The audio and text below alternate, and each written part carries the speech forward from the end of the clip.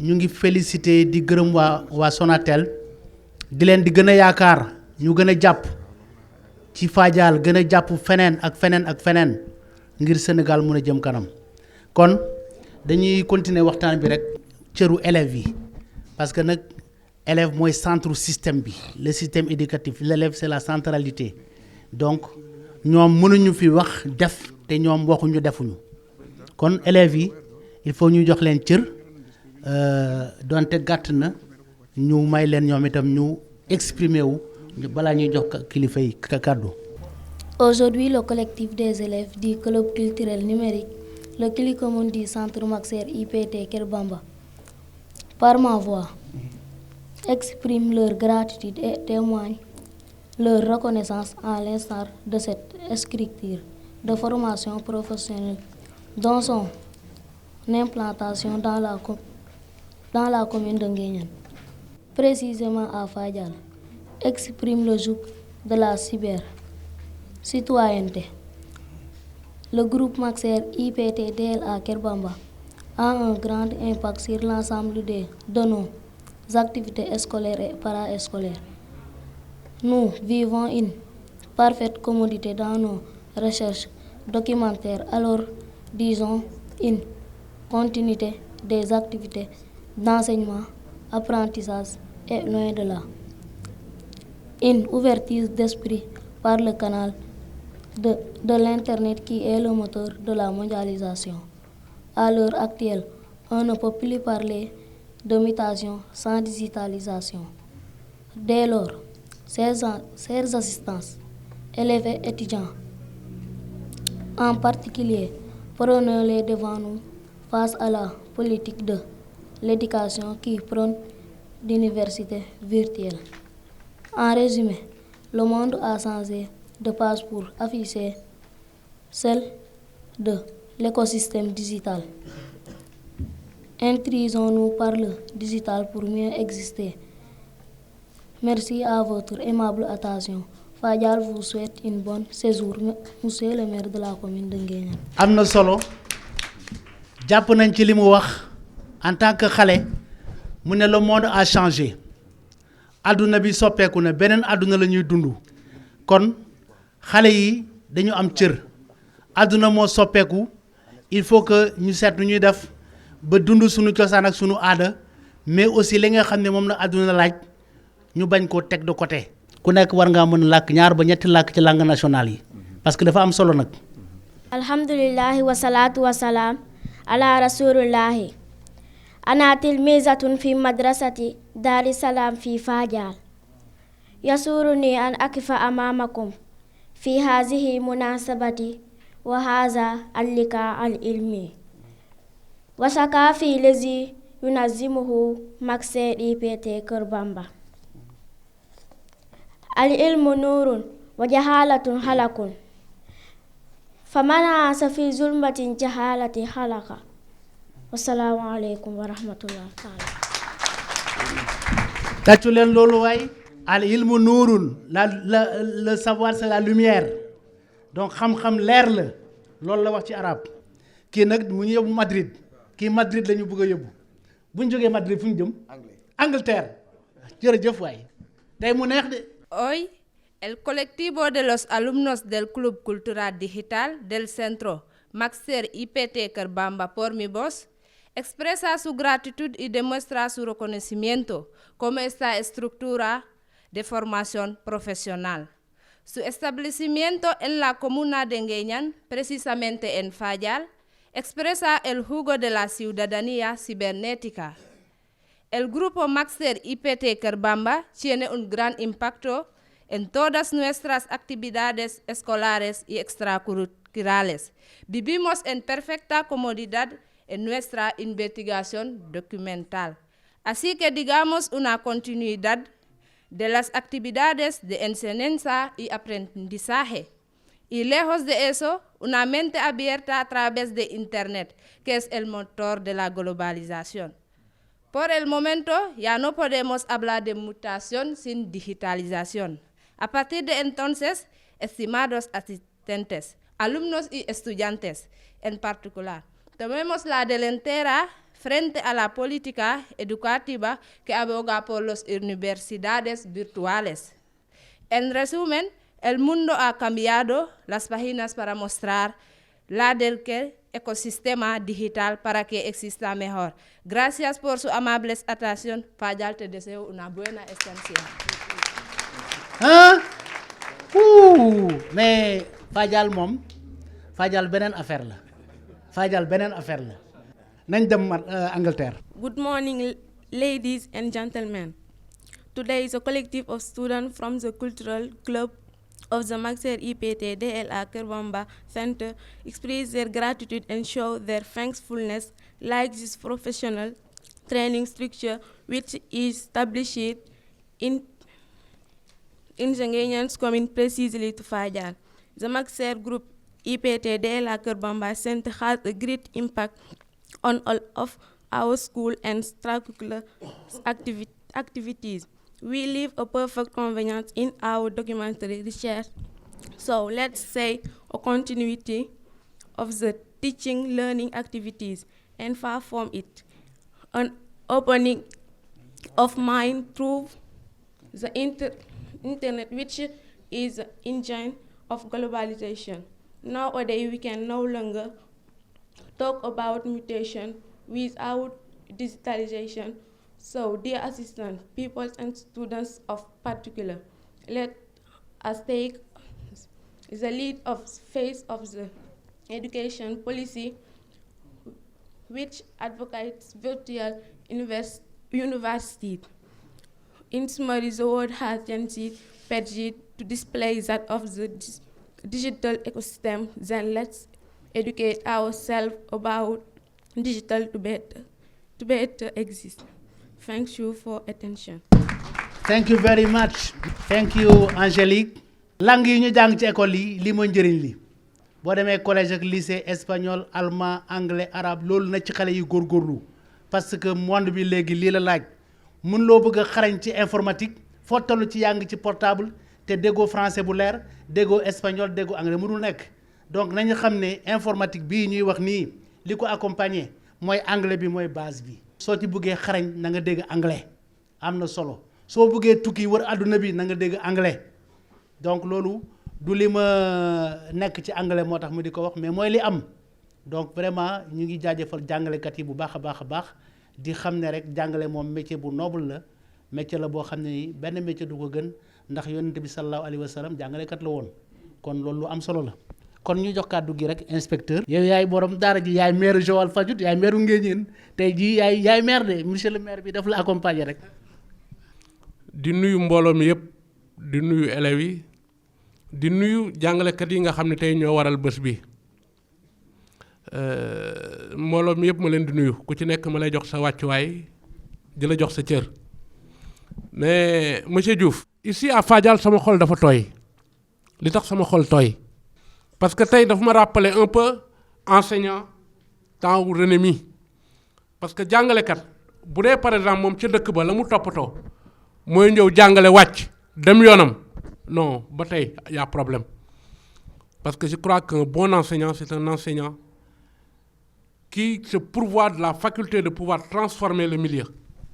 et effectivement vous êtes engagé dans cette dynamique là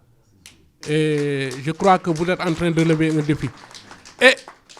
ce défi est de taille. Tantôt, M. Ning a voulu un peu voir l'importance de l'informatique. Il y a des gens qui ont dit, il y a mais moi, je suis un langage simple, M. Diouf, on est actuellement au 21e siècle. On n'est pas en 1940. Les différences entre qui a utilisé et exploiter outils informatiques et qui a est-ce que tu connais la différence, M. Diouf? C'est la même différence entre les vivants et les morts. loolu am la te xale bu jàngee ba génn école élémentaire te outil informatique bëgg ko jubluwu ci non rey nga élève boobu parce que c'est un élève qui va pas être performant du dem non du dem c'est pas possible donc bu waaye léegi xam nga lan moo xew nga joxoñ xale bi ne ko xam-xam mi fële la nekk demal nga jëli ko yéen nag foofu ngeen di jëmee élèves yi moo tax vraiment sama xol dafa tooy waaw te ngeen di ay enseignants enseignant ñaare parce que en tout cas je suis honoré je suis vraiment honoré parce que enseignant bu ñu ko waxee lan lañ ciy wax grève revendication patati patata mais yéen sans rien ni dara vous vous impliquez vraiment pour dispenser un enseignement utile et utilitaire et vous méritez vraiment des applaudissements mais vraiment maa leen di sant di leen gërëm jërëjëf merci. monsieur Soumaré merci beaucoup dafa am lu am xam nga rek xel day fatu te itam lu mu xat-xat rek dafa am loo xam ne dañ ko ci war a boole parce que kii moom bés bi ci école la nekk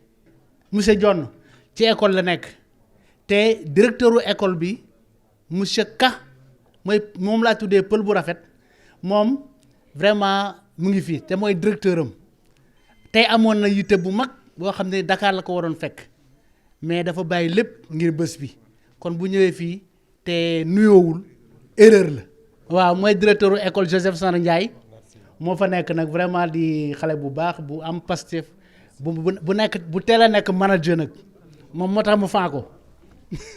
merci monsieur Diouf. maa ngi jéggalu nag wax dëgg yàlla ginnaaw bu sama kilifa waxee waruma woon a wax mais xëy na buñ la ci wooyee rek faw nga sànni ci kàddu ay kàddu nuyoo la di jiital nuyoo bi monsieur le maire ak délégation di nuyu monsieur l'inspecteur de l'éducation et de la formation bu Mbour 2 di nuyu tamit les parrains et coparrains di nuyu ñëpp ñi nga xam ne ñooy invité yi vraiment bés bi ñun dañ koy rafetlu parce que monsieur Dione dañuy partager ak moom li nga xam ne mooy suñu métier te ñu gis taxawaay bi nga xam ne vraiment mu ngi ko taxaw ci wàllu métier bi ñu am ci kontaan trop tey jii man je suis très bien placé pour wax ci moom xëy na inspecteur moo ma ko gën a xam waaye man tamit am na lu ma xam ci moom depuis daaw ñu ngi liggéey ensemble waaye mënuñu lu dul gërëm ko sant ko vraiment ci taxawaay bi mu taxaw vraiment ñuy ñaan yàlla vraiment lii ñu sumb yàlla def ci vraiment ay xéewal ba mu vraiment mun a law ba mu jëriñ ñëpp ñi nga xam ne mooy jàngkat ak jàngalekat yi nga xam ne ñu ngi ci diwaan bi vraiment maa ngi nuyu ñëpp asalaamaaleykum wa rahmatullah ngeen baal ma wax. on jaarama monsieur Ka ñi si am cër dafa bari te koo si joxul cëram rek day nag du gis boppam ci bés bi te loolu dafa nekk lu xaw a doy waar ci sunu diggante parce que nit ki vraiment bu teewee ci loo xam ne dafa am cër nga war ko jox cër bi te joxoo ko day xaw a doy waar vraiment loolu daal mooy problème bi mais président APE mu ngi fii waa CGE ñu ngi fii nee nañu waa SAEMS syndicat bu mag boobu ñu ngi yegg si ñoom itam gis nga mbir mi daal bés bi moo tuutiwul donc dañuy jox monsieur le maire moom nag moom kenn du ko fi présenté parce que wax naa ko sànq magee ndaw le bienfaiteur laa ko tuddee moom dafa yàgg saxal intercommunalité avant muy ñu si wax moom la mës di dund di jëflante ak kilifa diine yeeg kilifa aada yi di jëflante ak ñëpp vraiment ñu ngi koy gërëm di ko sant. waaw jërëjëf monsieur Diouf maa ngi commencé suma nuyoo si chef de village yi Mbang Fadial nga xam ne Nassirou Ndong chef de village Fadial Séeréer moo taxaw fii wax ko ñu nekk suñ proche collaborateur de la commune de Nguéniène di nuyu suma naatoonge conseil yëpp ñi ma entouré deuxième vice-président bi premier bi Omar Wade ak ñi ma cité wut yëpp di nuyu principalement le représentant de l'inspecteur man dama ko nekk inspecteur nga parce que suñ collaborateur direct la parce que njàngale mi dañuy wax ne les maires yi c'était une compétence qu'on les a transférées mais techniquement c'est les enseignants et l'inspecteur yi ñoo ñuy mën si jàppale donc ñu nekk suñ prof collaborateur di nuyu spécialement doyen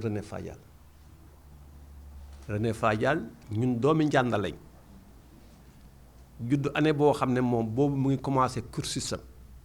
ñu nekk ay xale yu tuuti di ko dégg ba tey ñu am bëgte ñëw toog fii di jàkkaarloo moom ak jege ko di ko raay ak sa famille c'est une fierté de la commune de Nguéniène di nuyu parrains yi John que de me recevoir ak sa humilité je suis fier d'avoir un gars comme toi bett ma nag parce que li ngi versé yi nga fa def tey jàkkaarloog Touba ma xam ne noonu rek nga mën a mel yal na la yàlla jàppale te am nga nag sas te am nga sas parce que affaire bi du am Fadial rek de am nga sas man dinaa la jàppale fas naa ko yéene ak équipe bi ñëwal ñu liggéey ensemble avec toi ñu fexe ba Fadial fii mu commencé ndam am fi fu na fi ndam amee ñu fexe ba ñu multiplier ko dans tous les CM de la commune loolu la ñu fas yéene fu ñu amee ay partenaires ñu jàppale la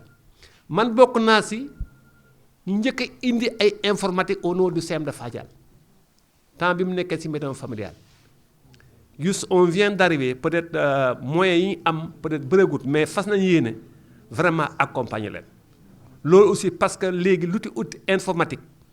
ku ko amul mooy élève boo xam ne da nga sa nag ya mbaa da nga sa àll ba jàngoo I et B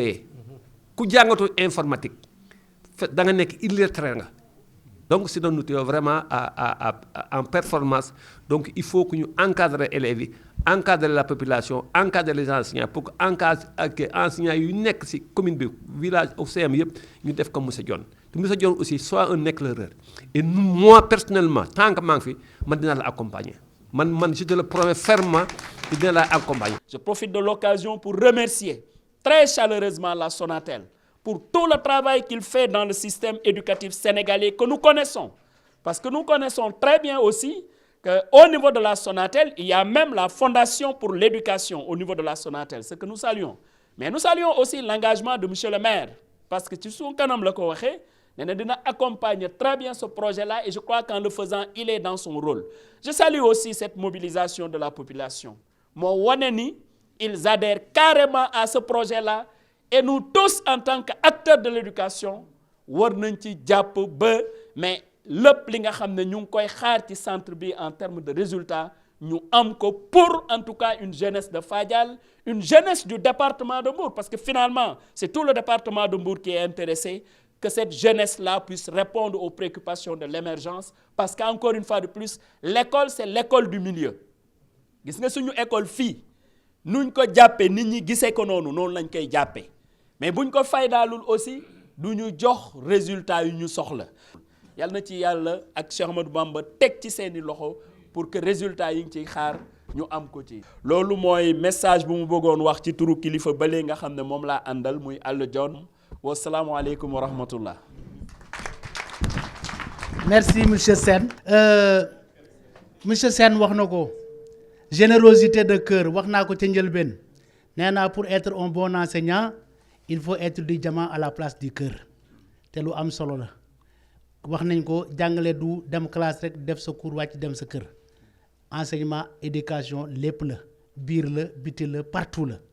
kon ñu am sant yàlla bi ñu defee ay jàngalekat. télé école ñu ngi leen di santaat rajo La Côtière ñu ngi leen di sant Sonatel rawatina kon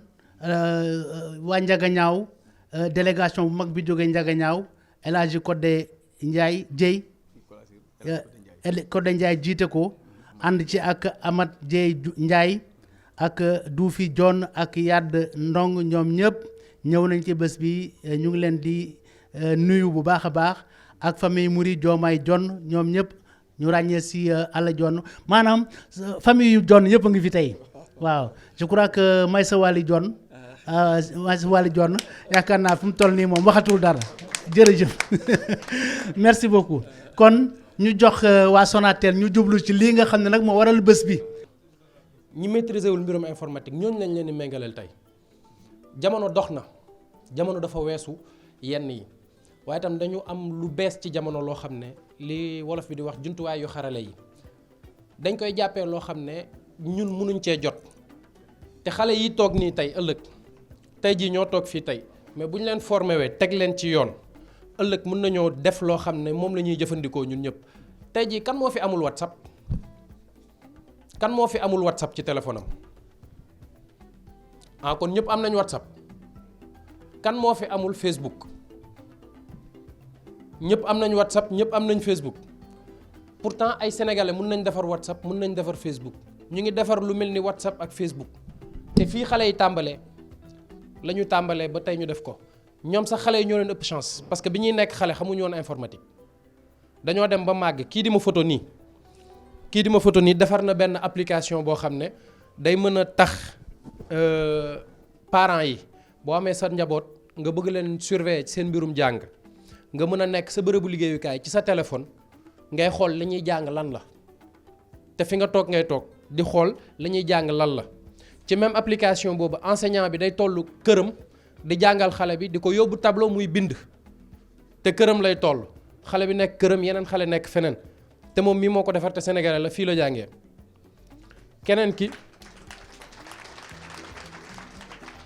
keneen ki il a fait la même chose c'est une application boo xam ne ñi ci dem université xam nañ rang bi nekk université ñi mës a dem campus université xam nañ rang bi nekk université pour jënd ticket ñoom dañ defar application boo xam ne day tax dootoo soxla dem rang pour jënd ticket sa néeg ngay toog jënd ko par Orange Money boo ñëwee doo rang jël ticket ci sa carte lay nekk wala ci sa téléphone da nga ñëw rek jàll dootoo rang loolu yëpp dala koy éviter te doo fay lu gën a cher te ci ay at yu néew lañ jàng nuñ koy defee léegi nañ jéem a xalaat ay xale buñ leen teelee tàggat ci loolu teel a dugal loolu ci ñoom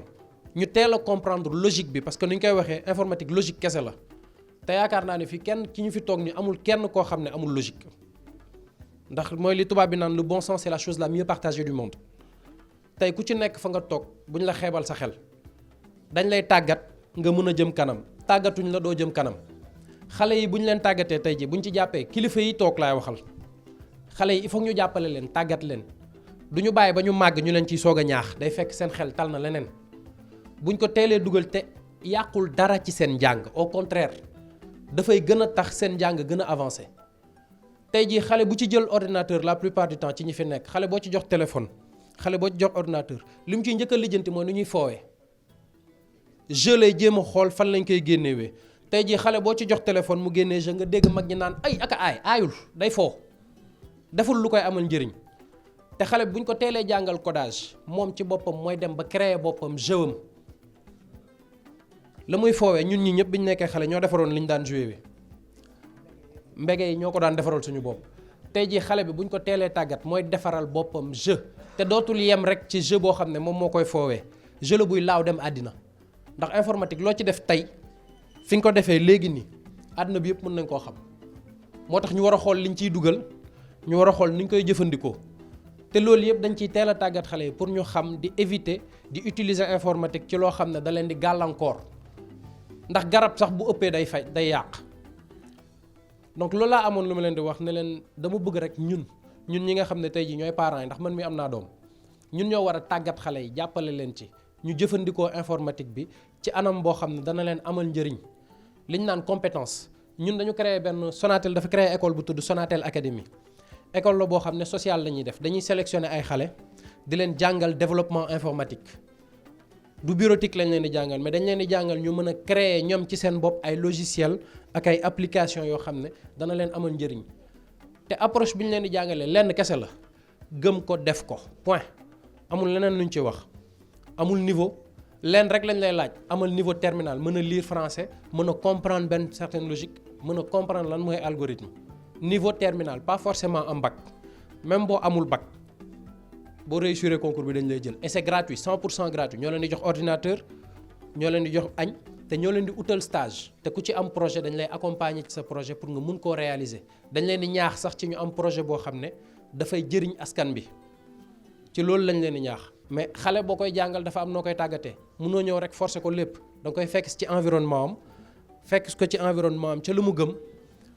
nga koy fooloo di ko jàngloo donc moo tax ñun application bi ñuy utiliser Scratch la tudd ci application boobu dafay mel ni ay Mickey ndax xale Mickey la bëgg ci Mickey yooyu noonu muy foowee ci lay créer ba foowaale créer Mickey boppam foo na waaye tamit créer na loo xam ne moom dana ko jox ay compétences yoo xam ne buy gën di avancer même compétence même logique boobu muy utiliser pour créer Mickey bi moom la ñeneen ñi di utiliser pour créer site internet moom la ñeneen ñi di utiliser pour créer site internet ba ñuy liggéeyee te xale bi da koy utiliser di foo donc buy gën di màgg ñu koy gën di conscientiser muy xam ne liñ la jàngaloon fii du pour créer Mickey kese Mickey bi ab pàcc bu ndaw la ci li nga mën a créer buy gën di màgg en fonction de ses utilités de ses besoins mu mën a créer leneen donc ci tey ñi ñun loolooy suñ taxawaay tey fii tey di rafetlu bu baax initiative bu Ndione bi initiative bu Fadial bi parce que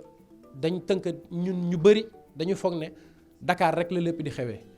xale war naa mën a nekk fii ñu initier ko ci technologie ba tey ji incha allah ci kàttanu borom bu demee Dakar teel a am insertion professionnelle parce que lépp ci numérique tey mbirum compétence la maanaam mën-mën xarañ du question diplôme après la compétence la ñuy njëkk a xool tey jii entreprise yi di recruter ay informaticiens lañ may laaj man bu ñuy ñëw na ma dama soxla 3 développeurs yu baax duñ ma wax yu am master duñ ma wax yu am licence duñ ma wax yu am doctorat dañ ma wax yu taxaw bu ñu la waxee yu taxaw mooy yu am ay compétences yu certifiées loolu mooy garantir insertion professionnelle te loolu mooy faciliter acquisition de diplôme même enseignants yi tey jii di jàngale ils adoptent l'approche par compétence moom la ñu adopté ak xale yi pour que xale yi gën a mën a assimiler li ñuy jàng et depuis qu'on a commencé à adopter ça je crois que le niveau il va crescendo c'est ça l'objectif à Sonatel Academy te loolu lañ bëgg a commencer transplanter à travers un partenariat avec l'association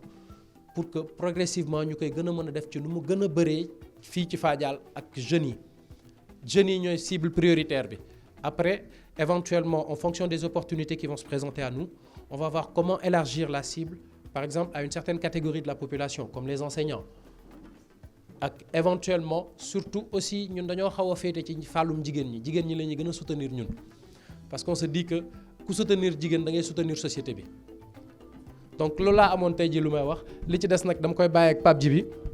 ak xale yi ñu commencé dérouler atelier yi ngeen xool exactement dañuy def ngeen di gis li xale yi di def comme ça ngeen gën a comprendre naka lañ leen di jàngalee pour que ñu gën a monter en compétence Pape Djibi. comme Yankoba ni mu ko waxee moom mën naa ne moo ñu dimbali quelque part parce que man mii di wax ak yéen étudiant laa woon bu nekkoon ci benn université de la place bon ñu débuté pendant une année jànguñu après si laa dégg concours Sonatel Academy man première cohorte bi laa bokk concours Sonatel Academy ma postulé c'était en ligne postulé noonu on était 12 000 candidats on avait 50 places vous imaginez bon ça a été dur quoi 12 000 inscrits pour 50 places première cohorte bon yàlla dogal ñun ñu bokk ci ñu retenir sur 50 personnes à la fin ñu wutal ñu stage gratuitement comme il l'a dit c'est une réalité ñu wutal ñu stage moi j'ai été retenu à la Sonatel ma def stage ba pare 6 mois à la Sonatel après mes 6 mois j'ai eu un contrat à la Sonatel donc sur une année sama vie changé na lu bari alhamdulilah grâce à Sonatel Academy alhamdulilah donc kon ñoom dañuy def du ay naxaate réalité la en fait parce que toog naa une année di galérer et après une année après je me suis retrouvé avec un métier qui est le développement web je suis un développeur et j'ai été recruté par Sonatel donc lii lu dëggu la lu am la c'est une compétence réelle boo xam dañ la koy jox samay morom ñoo xam tamit ñoom laa doon jàngandool ñu bëri ñu ngi ci yeneen entreprise instant bii nii di liggéey te loolu c'est une réalité et c'est grâce à la Sonatel voilà léegi ci même lancé boobu noonu Sonatel di def ak ñi gën a mag lañ koy def ak xale yi mooy lii mooy tey jii lii xale yi dañ leen di defal formation yii nii pour teel leen a def seen bopp ni c'est possible avec le numérique mën ngeen épanouir mais mën ngeen am liggéey après y a pas que tey jii ñëpp xam nañ ni sur le volet insertion professionnelle yenn métiers yi nga xam ni lire rek ngay mën par exemple wala bind rek ngay mën yenn métiers yooyu noonu pour nga am ci liggéey jamono jii nii jafe na trop ñëpp xam nañ ko bon ci lancé boobu noonu la ñuy nekk bon comme vous le voyez sur les images fii mooy suñu école mooy école bi ñu am mooy Sonatel Academy Orange Digital Center la kii bi yëpp tudd mais ci biir la Sonatel Academy nekk comme lii ngay gis nii dañ doon former ay jeunes ay xale yu ndaw ci codage comme ñi ñuy def ak xale yi di tey dañ koy def dans Dakar dañ koy def dans les régions tey jii loolu lañ fas yéene def ak xale yi la même chose par exemple ci logiciel bii nii fii par défaut boo ko taalee da ngay gis benn muus moom ngay gis ñu dañ leen di jàngal par exemple ne leen am ngeen possibilité changer de personnage choisir personnage bi leen neex ci lii nii fii da ngay am tout mooy maanaam mooy lépp am nga animaux am nga nit lépp mën nga choisir personnage bu la neex par exemple ma jël exemple benn animal par exemple mu choisiroon benn perroquet bi moo nekk nii perroquet bi tey jii mën naa kaa déplacer mën naa kaa positionner fu ma neex ci espace bi mën naa déplacer perroquet bi fu ma neex ci espace bi beneen bi tamit mën naa kaa déplacer nu ma neexee tey jii ñëpp xam nañu perroquet environnement bu mu mën a bu muy naawee wala bu muy nekk forêt moo ci gën a jekk instant bii nii ci ginnaaw da ngeen gis c'est tout à blanc léegi mën nañ ko def forêt par exemple léegi arrière plan moo lay permettre yow nga choisir environnement bi li nga bëgg mu nekk fu muy nekk bon par exemple instant bi changé na arrière plan bi ci ginnaaw boo gisee léegi daa am ñax am verdure ci ginnaaw léegi tey jii ma ni lii nii soxlawu ma ko ma ni mousse bi par exemple soxlawu ma ko mun naa kaa supprimer damay sélectionner mousse bi supprimer ko instant bi maa ngi perroquet par exemple ma ni sama perroquet par exemple dafa ngande mun naa wàññi taille bi mun naa xool taille bu ma neex ma jox ko léegi fii am nga lu lay permettre nga wàññi ko am nga taille fii boo xoolee taille bi c'est à 100 instant bii nii c'est à 100 et tu vois que 100 dafa ngande yow mën nga kaa wàññil sa bopp par exemple je préfère ma ni ko defal ma ko 60 taille bi ma wàññi taille bi instant bii nii perroquet bi taille 60 la ma wàññeeku na léegi ma imaginer benn scénario ma ni mën naa perroquet day naaw instant bi daa taxaw ni ci espace bi kese day naaw léegi lan mooy permettre muy naaw loolu la ñuy wax ay instruction da nga koy jox ay instruction da nga koy jox ay instruction maanaam da nga naan ko defal ma lii léegi defal ma loolu lii nag machine bi ni mu koy déggee noonu nga koy waxee c'est des instructions léegi nag loolu mooy code bi c'est ça le codage léegi machine bi li mu dégg yow li nga comprendre moom ngay jox machine bi mais par des instructions loolu lañ naan codage léegi fii dañ ko simplifier pour xale yi dañuy utile li nga xam ne mooy ay couleur bu nekk daam lu muy wax par exemple fii la couleur bleue day wax mouvement couleur violet day wax apparence couleur jaune contrôle couleur orange événement bu nekk daam lu muy wax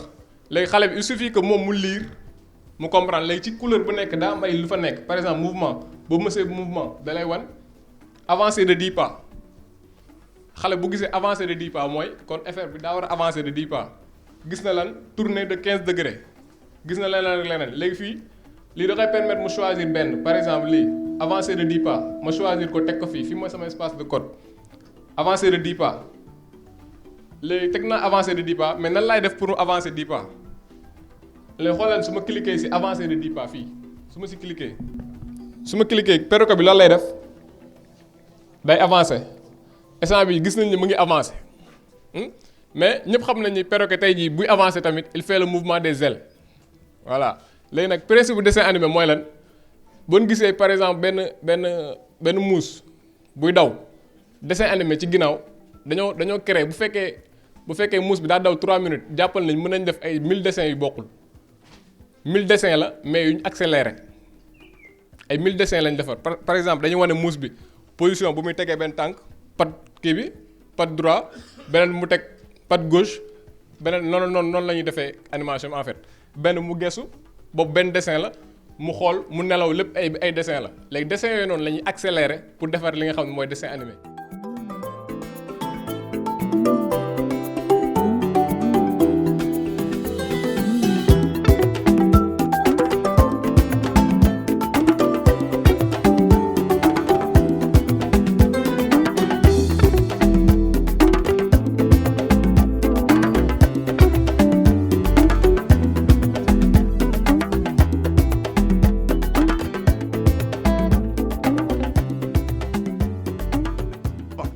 Nos enfants, il faut les instruire. Maxer dit que je vais éduquer, je vais instruire, je vais former et je vais faire produire. Merci.